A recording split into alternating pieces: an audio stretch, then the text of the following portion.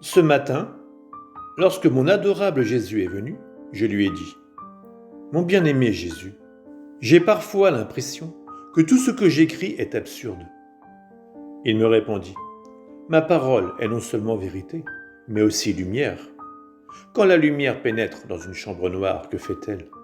Elle chasse les ténèbres et rend visibles les objets qui s'y trouvent, qu'ils soient laids ou beaux, ou que la chambre soit en ordre ou en désordre. D'après l'état de la chambre, on peut alors deviner quel genre de personne l'habite. Dans cet exemple, la chambre représente l'âme humaine. Quand la lumière de la vérité y pénètre, elle y chasse les ténèbres et on peut y distinguer le vrai du faux, le temporel de l'éternel.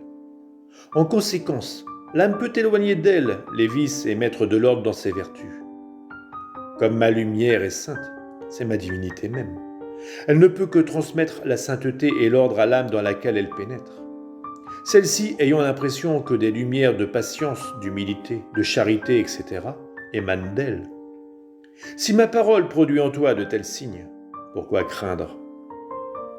Ensuite, Jésus pria le Père pour moi en disant : « Père très saint, je te prie pour cette âme. Fais qu'elle accomplisse parfaitement notre très sainte volonté en tout. Fais, ô adorable Père, que ses actions soient conformes aux miennes, sans aucune distinction, afin que je puisse réaliser en elles mes desseins. » Comment décrire la force qui s'est infusée en moi à la suite de cette prière de Jésus ?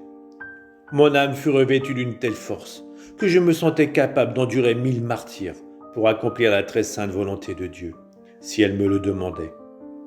Que soit remercié à jamais le Seigneur, toujours si miséricordieux envers la pauvre pécheresse que je suis.